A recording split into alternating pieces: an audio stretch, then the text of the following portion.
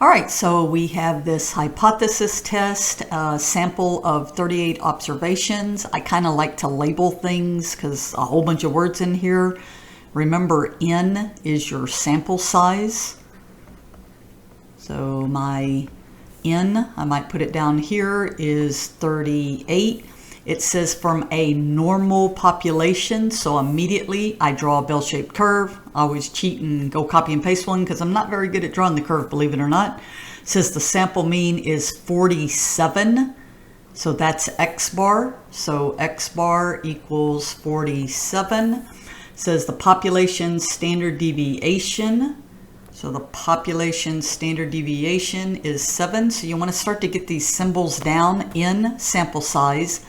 X bar sample mean right there, and then sigma, the Greek letter, population standard deviation. It says conduct the following test of the hypothesis using 0.05 significance level.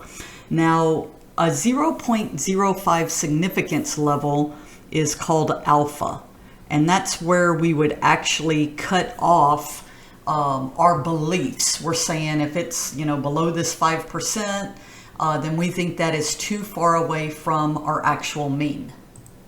All right, so based off of this, it says the null hypothesis, which is right down the middle, mu equals 48. So remember this mu, like MU, Greek letter, this is the population mean, and that's what we're testing our sample against. This says, no, we think there's a difference. It's either too low or too high, and that's what the difference means. So what I have to do is, and I'll show you a couple of ways to do this. I'll show you how to do it by hand, and then we're going to go straight to Excel. But if I do this by hand, I have to standardize my values, and to standardize, let's just use red, means I want to standardize this mean to 0. And what I'm going to do then is say, well, my sample mean is somewhere down here, 47. I don't know where, but it's somewhere down there. And I want to be able to figure out what this Z value is to see how far below. And I can see by looking at this, and 47 is below 48, I'm below the mean. So how we find this Z value is with a Z-score formula, the sample mean minus the population mean divided by the population standard deviation over the square root of the sample size. A formula you want to have written down, or once again, I'm going to kind of show you how to do this in Excel. So I just plugged the values in, 47 minus my mu, probably should have wrote that down here too, 48 divided by 7 over the square root of 38. And you want to be careful when you're plugging this into a calculator. And if you don't have a calculator, there's a really good website just called Desmos.com. And it does graphing and everything, and you don't need all that, but you can just use this as a calculator. And so there's tools down here at the bottom. I don't tend to use these, but if you want to click on them, like I already know I have a fraction, so I can do that. And so 47 minus 48, and then 7, and I'm going to do a forward slash, so that's how I got that division bar, but again, you could have clicked that. And then the square root, and I just simply type SQRT. Okay, see that again? SQRT, which gives me the square root and 38. And I get this negative 0.88. So negative 0.88, which kind of makes sense. If this is at 0, this has got to be a negative value, right? So my Z value here is at negative 0.88. And what we want to know is this too far away from the mean? Would we expect to get a value this small? Well, we were given this significance level here, so the 0.05, and what we could do is we could look up this in a table and compare it to the Z. So you can compare the, let me put that here. So this is my test statistic. Let's get another color here. The negative 0.88 is my test statistic, and I want to compare this to my level of significance, not this 0.05, but the critical value. And once again, the critical value, you either look it up in a table or you go to Excel. And I'm going to go just straight to Excel right now because we're going to do some other things in it as well.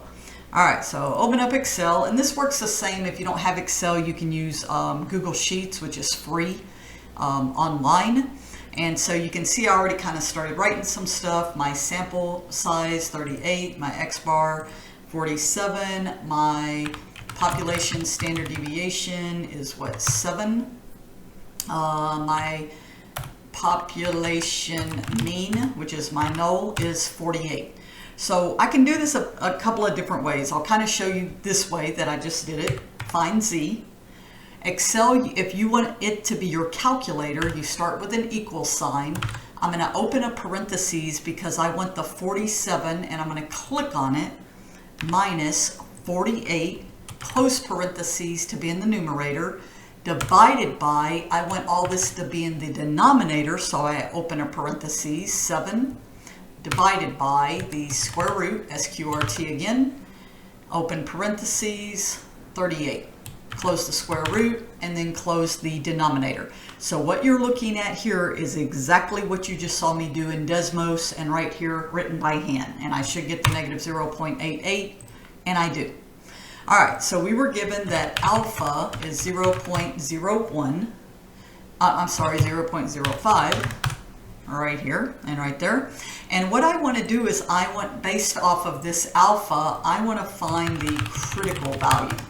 And so how you find the critical value is you use this alpha here, and you use an Excel formula.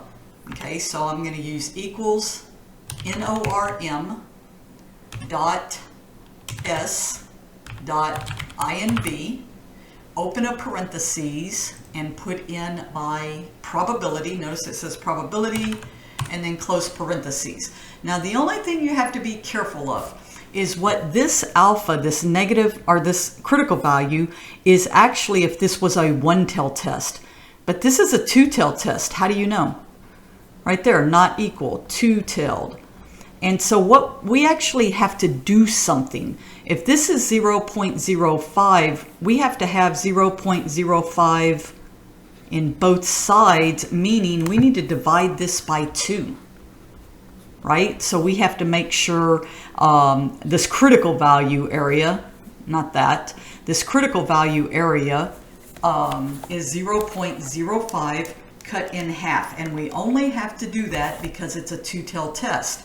Oops, so what I need to do, if I can get that closed, what I need to do is in my Excel is my alpha. Sometimes what I will do, because sometimes I might want this to be a one-tail test, is I will go over here and do this one equals that divided by 2.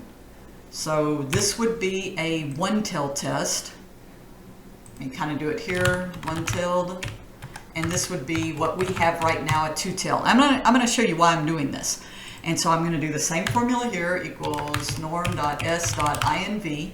I'm gonna click this value, close my parentheses, and when I hit enter, what this says, this negative 1.95, so negative 1.95 and a positive 1.95, if my test statistic falls in this critical region, either side, we know it ain't on this side because it's negative, then I would reject the null. Well, negative 0.88 does not fall in there. So in this case, I would say that I would reject if it was less than negative 1.95 and greater than 1.95. All right, and so the other thing that we typically use are p-values. And a p-value is just simply the probability. What is the probability I think I would get that 47 if 48 is really my true sample mean? All right, and so I would do my equal norm.s.dist. Notice it says it wants my z-value, which is my test statistic, and then I say true.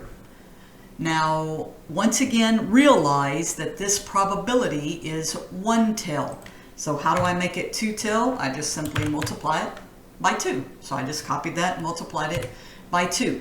So basically what this is saying is that I would expect about a 37.8% chance of finding a z-value this large, or small in this case, by my sampling error when the null is true. So that is definitely a high probability, so I believe this null. Now, you're probably going, well, why would you do all this in Excel when you could have picked up a calculator? Aha, reusability. Now I have another question. All right, so let me bring back up my Excel. Let me bring this over here so I can see everything. It says a sample of 50. Watch all these numbers change. So I'm going to change my sample size to 50. It says the sample mean is 30. The standard deviation is 3. And I'm conducting, this is going to be a right tail test. So I'm going to have to do something different here, but I'll show you. And so my population mean is 29. So just very quickly, I'll show you how ugly my normal curves are. This means 29 is what we're expected to believe. We got 30 in our sample. We want to know what's the probability we would expect to get this value or above. But if you notice, when I typed these numbers in, everything changed. So it actually updated everything for me. But notice here it says the significance is 0.01. Well, that's fine. I will just type 0.01 here. It gives me my critical value. I can look at my z-value. Okay, so in this case, so remember this was 2/10. This is a 1/10, but when it's a right tail, all you do is make this positive. So positive 2.3, that would be somewhere here, right? 2.32. And this value that I got is 2.35. So it looks like this actually fell in that critical region. Not very far, but it did fall in that critical region. Notice I don't have to change anything here because this is still looking at this z-value. However, this might look huge to you for a p-value, and it is because it's this probability.